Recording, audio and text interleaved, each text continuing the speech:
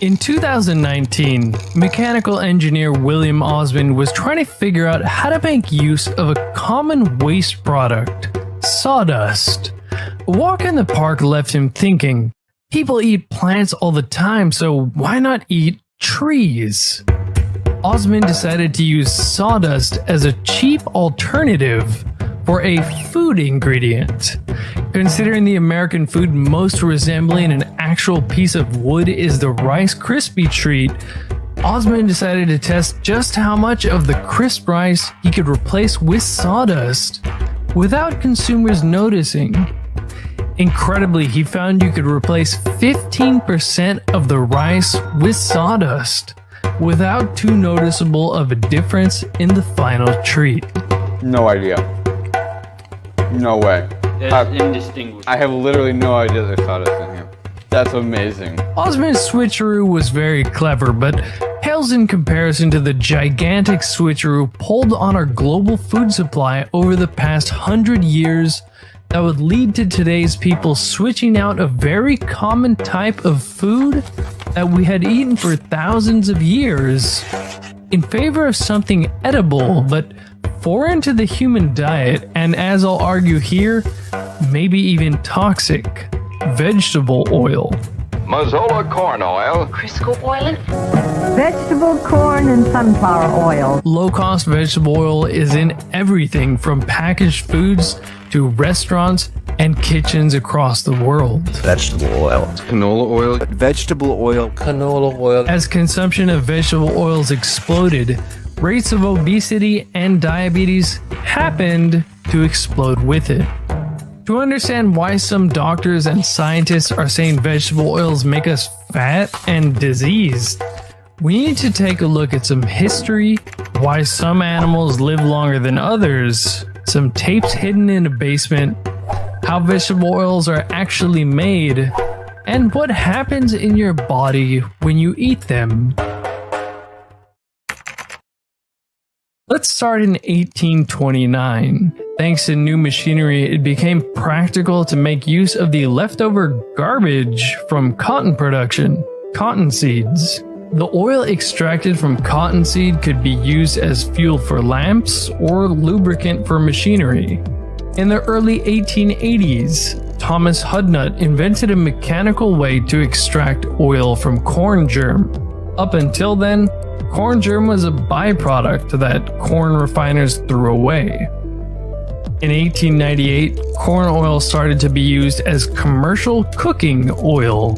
And in 1902, the Hudnut mills were selling 36 million gallons of corn oil per year.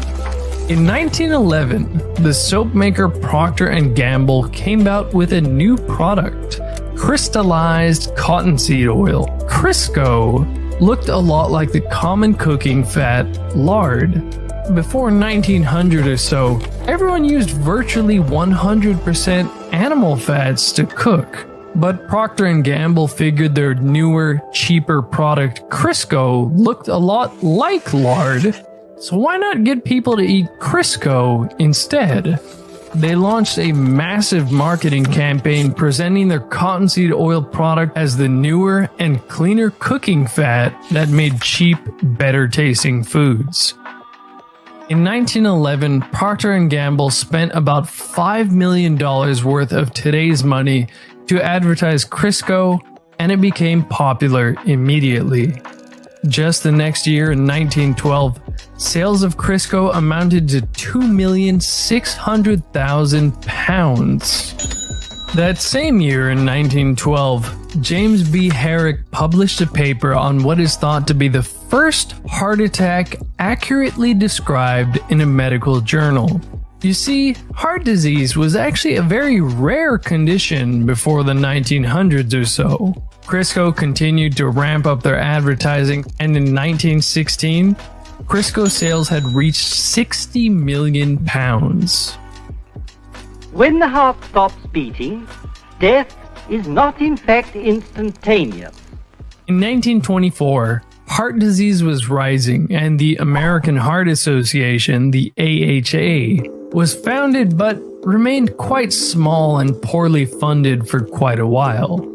In 1945, soybean oil reached 1.3 billion pounds produced, overtaking cottonseed oil as the leading edible oil in the United States. In 1948, the American Heart Association finally got its big break when Procter & Gamble, the makers of Crisco, designated the AHA to receive the $1.7 million from Procter & Gamble's radio contest. And as the American Heart Association's own history book reads, it says, and overnight millions poured into our coffers. Heart disease was still on the rise, and in 1955, President Dwight Eisenhower had a heart attack, and the public was painfully aware of just how big a deal heart disease was. Then, just 6 years later in 1961, the American Heart Association had the answer to heart disease. The AHA recommended everyone to replace saturated fats like those found in animal fat with the polyunsaturated fats like those found in vegetable oils to prevent heart attack and stroke. It's 94% unsaturated. No oil is lower. By the way, saturated fat consumption didn't really correlate with rates of heart disease before or after 1961 when the AHA made their recommendation. And remember, we ate close to 0 grams of polyunsaturated fat-rich vegetable oils before 1900 when heart disease was rare. Okay, so we went from 0 in 1865 to 80 grams a day. Now let me just say, this is an infinite increase in vegetable oil consumption. That makes this the single greatest change to nutrition in all of history. I don't think anything else can even begin to compare. A third of our diet is coming out of factories that make these oils. Just like all these odd corn oil ads wanted us to do, we added huge amounts of polyunsaturated fat to our diet. And today, edible oil is now a $100 billion industry. So, is this massive increase in polyunsaturated fat-rich vegetable oil actually bad or just benign? You can find various anecdotes here and there of people clearing up ailments as bad as arthritis or irritable bowel syndrome and losing plenty of weight by removing vegetable oils from their diet. Molecular biologist Brad Marshall even came up with a croissant diet where he'd totally removed vegetable oils from his diet and lost plenty of stubborn weight while eating croissants. Even Dr. Kate Shanahan, nutritionist for the LA Lakers, removed vegetable oils from their diet plan. But these are just anecdotes, so let's move on. As mentioned, vegetable oil consumption happens to correlate with diabetes and obesity. But again, we can't get too excited, this is just a correlation. Next, it's well known that the size of an animal relates to how long it will live. The larger an animal, the longer it lives. But there are plenty of outliers. For example, humans can live over 100 years, but based on the size of humans, we should expect a 70-kilogram human to live only 26 years. Also, the 35-gram naked mole rat lives about 5 times longer than we should expect from its size. Then, researchers found another way to predict lifespan that accounts for some of these outliers like humans and the naked mole rat. They found that if the cells of the animals are made up more of the fats that are hard to oxidize or break down, they live longer. If the fats in their cells are easy to oxidize, they don't live as long. And these vegetable oils we're eating are mainly comprised of polyunsaturated fat, which is very easy to oxidize. Unfortunately for us, a 2015 review in the American Society for Nutrition found that the key polyunsaturated fat in vegetable oils, an omega-6 fat called linoleic acid, accumulates and sits in our bodies the more we eat it. The percentage of this linoleic acid in people's fat cells has nearly doubled from a bit under 10% in 1960 to around 20% in 2005. But remember, we were already eating plenty of vegetable oil by 1955. The next thing I'm going to show you, I searched for 3 years. Do you know what I wanted to know? What was the omega-6 fat in anybody's adipose who was on an ancestral diet?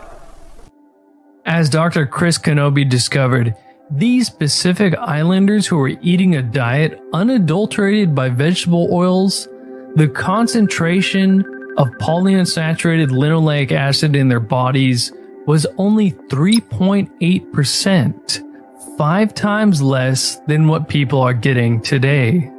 3.8% people. This is where we should be. And this is what keeps you healthy.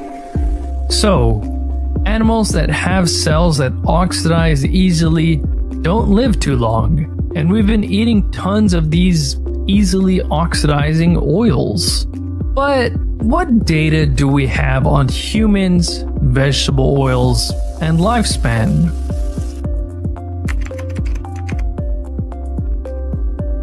Says Dr. France, I've heard the possibility that there might be some very interesting data in your father's basement.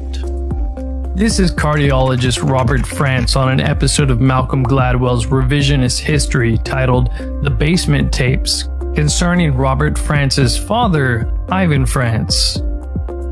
Ivan France chose to devote his life to studying heart disease, specifically to understanding the role of cholesterol and blood lipids in heart attacks.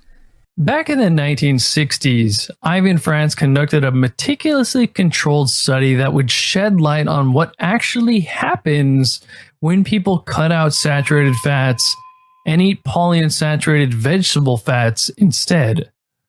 The study, which would be called the Minnesota Coronary Survey, took years to set up and had more than 9,000 research subjects. Since people were living in institutions, they could control exactly what the people ate. It ran for 5 years, from 1968 to 1973. The patients in France's study would go for their meals in the cafeteria and get one of 2 trays. They'd look completely identical, but one tray was food cooked with vegetable oil, the other had everything cooked in saturated fat. This was a beautifully organized study. There was lots of money, nothing, no holes were barred to try to do a good job. To this day, it stands as one of the most rigorous diet trials ever conducted. So what does the Minnesota study show? The patients on the vegetable oil diet did end up with lower cholesterol than the people who ate food cooked with animal fats. But the vegetable oil people didn't live longer, which made no sense. They were eating the kind of diet everyone believed should help you live longer. For whatever reason, Ivan France sat on his data for 15 years until he finally published the results in 1989. And his study was all but forgotten for a quarter century. That is, until researcher at the NIH, Christopher Ramsden, tracked down Ivan France's son for the old tapes containing the raw data from this study.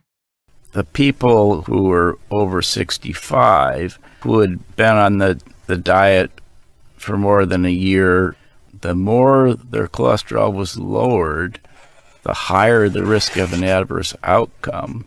Here, by adverse outcome, he means death. People over 65 were dying faster if they ate a so-called healthy diet. There's no good evidence that reducing saturated fat makes you live longer. The best clinical trials we have reach the opposite conclusion. In Ramsden's paper on the Minnesota Coronary Survey, he essentially says that the reason we assumed vegetable oils are healthy up until now is because researchers weren't completely publishing the actual results of their studies. Let me remind you that vegetable oils are everywhere. In many packaged foods, chips, rice chips, crackers, salad dressings, sauces, biscuits, mixed nuts, granola bars. Most mayonnaises are basically a jar of soybean oil. I'm not in the US at the moment, but even most of these nicely packaged meals at this expensive Japanese supermarket contain these cheap vegetable oils. Most restaurants and chefs use vegetable oils because they have a neutral flavor and, well, they're cheap. People have asked me what I think about plant-based meats in the past, and one reason I'm not keen on them is because they're simulating the fattiness of real meat with a bunch of vegetable oils. Canola, soybean, grapeseed, sunflower, safflower, corn, and all kinds of polyunsaturated vegetable oils have replaced saturated fats in our food supply. Okay, so why? Why specifically would vegetable oils be bad for our health? Well, average Americans today are eating 5 to 6 tablespoons of vegetable oils per day. That's around 700 calories of oil filled with polyunsaturated fat. It's almost impossible to get this amount naturally. There's so little oil per ear of corn that it takes 98 ears or 12,000 calories of corn to get you 5 tablespoons of corn oil. 625 grapes or 2,800 sunflower seeds will get you 5 tablespoons of grapeseed or sunflower oil. So a long industrial process is dedicated to ripping oil out of these tiny seeds. As mentioned earlier, polyunsaturated vegetable fats oxidize very easily. Oxidize simply means to react with oxygen. This is how metals rust, and this is why meat that you leave out turns brown after a while. Oxidation changes the structure and properties of fats for the worse. McDonald's actually used to fry their fries in beef fat, which was a really good idea because it tasted better, and the saturated fat in the beef fat is very resistant to oxidation. It's been common knowledge for a very long time that it's the unsaturated fats that are fragile, and polyunsaturated fats are far more fragile than monounsaturated fats. The main polyunsaturated fat in vegetable oil, linoleic acid, is 40 times more prone to oxidation than the monounsaturated oleic acid you find in olive oil. This is why your expensive bottle of olive oil is dark green and says to store it in a cool, dark place. Olive oil is mostly monounsaturated fat, but 10% of it is fragile polyunsaturated fat. Since light, exposure to oxygen, and especially heat all speed up oxidation, the olive oil will oxidize faster and worsen the flavor if you don't store it properly. That's because when fats oxidize, they produce oxidation products that give the fat a bad flavor, and these oxidation products are actually toxic. For example, the toxic aldehydes are one of the fat oxidation products. In fact, acetaldehyde is thought to be what makes you feel terrible during a hangover. Professor of bioanalytical chemistry in the UK, Martin Grutfeld, received some press for suggesting that vegetable oils are not a healthy cooking oil, despite the National Health Service saying so. His research showed that meals fried in vegetable oil contain 100 to 200 times more aldehydes than the daily limit set by the WHO. So if you must fry your foods at high temperatures, the far more resilient saturated fats like coconut oil or butter produce far less of these harmful compounds. Ironically, the reason McDonald's switched to frying everything in vegetable oil was thanks to Phil Sokoloff, a Nebraskan millionaire who in 1985 began spending his personal fortune on his crusade to stop others from consuming so much saturated fats, which Sokoloff thought were responsible for his heart attack. His extensive anti-saturated fat marketing campaign was effective, and eventually, McDonald's backed down and swapped oxidation-resistant beef tallow for easily oxidizable vegetable oil in 1990. The intense processing necessary to simply get the oil out of tiny seeds and into bottles easily damages them. Heat is a great way to oxidize fats, and vegetable oil is repeatedly heated long before it ever arrives in a kitchen. There are many steps to create edible oil, and several of them involve very high heat. The oil is heated to 80 degrees Celsius during the acid wash process. In the neutralization process, the oil can get up to 95 degrees Celsius. The bleaching earth step is carried out between 90 and 110 degrees centigrade for 30 minutes.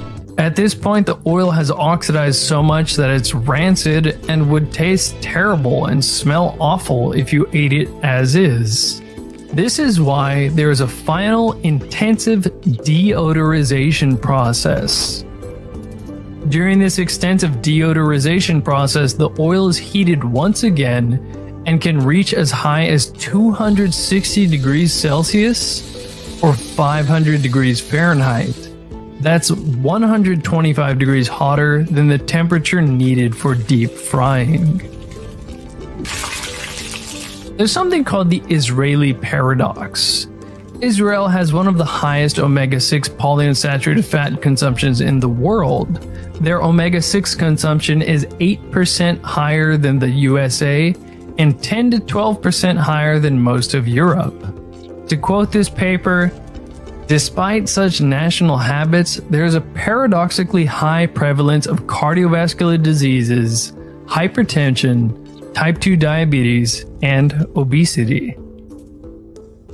Now, the other thing about the fragile polyunsaturated omega-6 linoleic acid in vegetable oils is it's still problematic even if not heated. Heat isn't the only way to oxidize vegetable oils. They can oxidize just sitting on the shelf. Walnut oil, for example, which has plenty of linoleic acid, will readily oxidize in just a matter of days while simply sitting in storage, as you can see here. Vegetable oils also oxidize while sitting in your body, creating toxic oxidation products like an aldehyde called 4-HNE. 4-HNE is actually considered to be the most toxic aldehyde, and this compound has been associated with aging, heart disease, diabetes, and Alzheimer's. Neuroscientist Tetsumori Yamashima has done plenty of research on vegetable oils and 4-HNE. He's published multiple papers on the damaging effects of this compound and why people need to avoid vegetable oils because they oxidize into 4-HNE in our bodies. This book of his is titled Stop Eating Vegetable Oils to Save Your Brain and Blood Vessels. He's even gone as far as to say that the real culprit behind Alzheimer's disease is vegetable oil.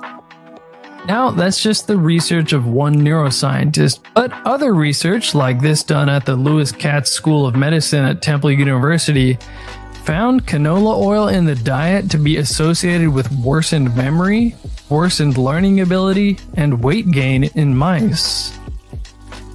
Also, Alzheimer's prevalence happens to correlate with vegetable oil consumption, but again, this is just a correlation.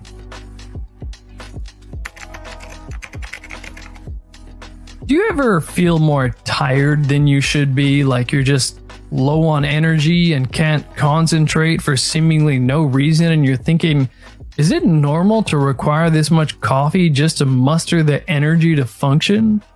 But what is energy when you're talking about the body? Here's a pop quiz. What do breathing, food, cyanide, and Star Wars all have in common? Midichlorians, microscopic life forms living in the cells of living things that determine your propensity to use the Force. Actually, no, but midichlorians are obviously based off of mitochondria. Mitochondria are found in nearly all cells in the human body. They are the powerhouse of the cell and the reason you breathe and eat food. Mitochondria use food calories and oxygen to create energy in the form of a compound called ATP. We are incredibly reliant on our mitochondria to smoothly and efficiently produce massive amounts of energy. We need so much energy that if you took all the molecules of ATP you made in a day and put it on the scale, it would weigh as much as you. We make our body weight in ATP every day. If you messed up this energy supply, things would go haywire rapidly. This is how cyanide kills people so quickly. It damages the mitochondria's ability to make energy. Unsurprisingly, some instances of feelings of excessively low energy or fatigue have been linked to poor mitochondria function. Evolutionary biologist Dr. Douglas C. Wallace is arguing here that medicine focuses too much on anatomy and not enough on animation. That is, the energy production necessary to animate the anatomy. Scientists are starting to see that mitochondrial dysfunction may play a central role in the development of many diseases, including heart disease and Alzheimer's. That's not all that surprising because the heart and brain require massive amounts of energy to work properly. It's also well known that the mitochondria are dysfunctional in obesity and diabetes. In fact, the world's most prescribed diabetes drug, metformin, which is one of the few that also helps patients lose weight, acts on the mitochondria. Okay, but where does vegetable oil come into play in all of this? Well, surprise, surprise, vegetable oils can damage the mitochondria. To make this real simple, you can think of the mitochondria's energy production as a conveyor belt at a factory that's pumping out ATP energy. After your body pulls electrons from the food you eat, complexes and electron transporters pass electrons down this conveyor belt, the inner membrane of the mitochondria. This results in protons being pumped up here, and then the protons get sucked into this ATP synthesis enzyme to make ATP. Now, the conveyor belt, the inner membrane, has plenty of something called cardiolipin. This is important because this is what's damaged when you consume plenty of vegetable oils. When the linoleic acid from vegetable oils accumulates in your body, you can get what's called a peroxidation cascade, where kind of like dominoes, one molecule of linoleic acid oxidizes and produces a substance that can oxidize another molecule of linoleic acid, and that produces more of that substance that can go on and damage another molecule of linoleic acid, and so on and so on. It's a chain reaction. This chain reaction can go on to affect the cardiolipin in your mitochondria. As this study shows here, when rats eat a linoleic acid-rich vegetable oil diet, markers of oxidized fat doubled. And in the heart, the content of cardiolipin, the stuff your mitochondria needs to properly produce energy, was reduced 5-fold. In this study, the cardiolipin of diabetic and non-diabetic rats reduced drastically when they were fed a vegetable oil diet, and the mitochondria of the vegetable oil-fed diabetic rats completely collapsed into these crumpled blobs. Even the textbook Recent Advances in Mitochondrial Medicine acknowledges that omega-6 fatty acids, like those found in vegetable oil, may damage various organs, including the pancreas, which would worsen metabolic syndrome and type 2 diabetes. So, going back to the first study, what happened to the normal rats whose mitochondrial cardiolipin was reduced so much from eating vegetable oils? In just 4 weeks, these rats had heart failure. Developing heart failure that fast is very alarming, but of course humans are not rats, so it's not like eating a bunch of mayonnaise will give you heart failure in a couple weeks. It's going to take a very long time of consuming plenty of vegetable oil for damage to become apparent. But how long? Well, let me mention one last study. The 1969 LA Veterans Administration Hospital study, another very well-controlled clinical diet trial where people over 60 were given either animal fats or vegetable oils. To cut to the chase, the people in the vegetable oil group were dying more. And this was the case even though there were twice as many heavy smokers in the animal fat group. The interesting part is that this study was so long, 8 years, and it took many years to clearly see the negative effect of the vegetable oil diet. The study authors concluded that to truly understand the negative health effect of vegetable oils, maybe studies need to be much longer than 8 years, but most only last 5 years at best. So to sum all this up, vegetable oils, which are rich in the polyunsaturated omega-6 fat linoleic acid, displace saturated fats, which we had been eating for thousands of years.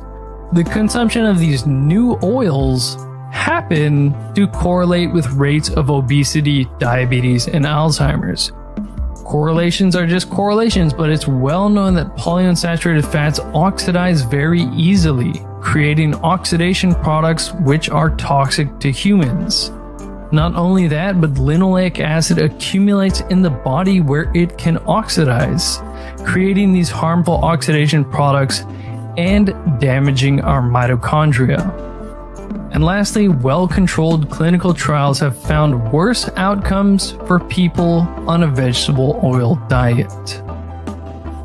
So, something I've been thinking about is, if this is such a big deal, why isn't it a bigger topic? Why aren't more people interested in vegetable oils the way people are interested in the health effects of, say, sugar? Well, I think the difference is sugar tastes and makes us feel great. If you took it out of your food, you'd definitely notice. So I think some people intuitively think, this has got to be too good to be true. Maybe sugar is bad for me.